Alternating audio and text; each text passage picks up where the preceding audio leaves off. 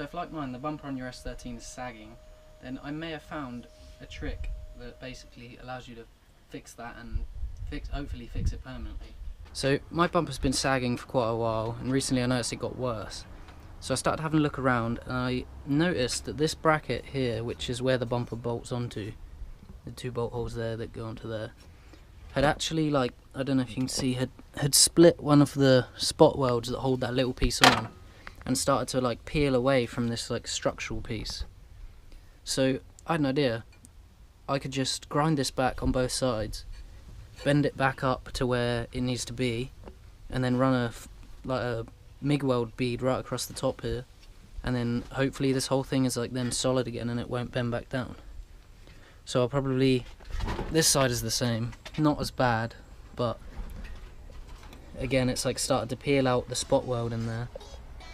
So I'm going to bend them back up, eyeball the bumper back on to make sure I haven't gone too far, weld it up and see if it still sags.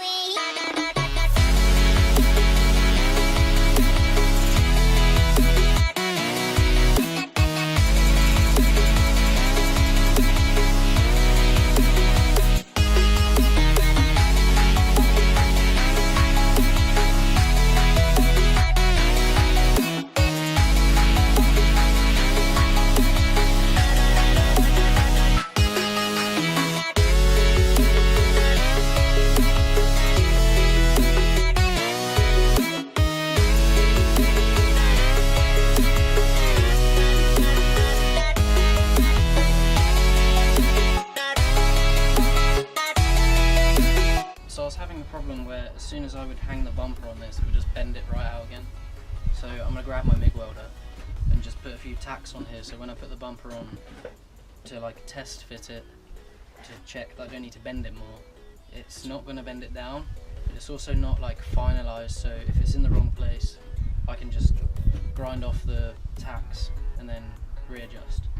I have also just noticed that this piece of bracket in here that's like reinforces the mounting plate for the bumper is actually also like peeling up away from its bottom skin. When I lift it, there's some flex in that as well, so I think I'm gonna put some weld across here to like try and stiffen that down and join the two and see if that takes some flex away as well.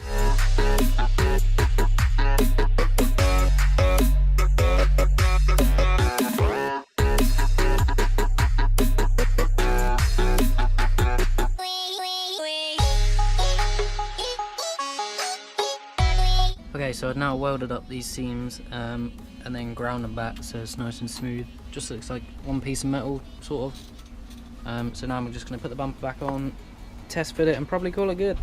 So I've got it all cable tied back up now, bolted back on. And I can tell you, this line is 1,000 times better than it was. There was literally like, this side wasn't so bad, there's like a ½ inch gap here. This side over here is still not perfect now.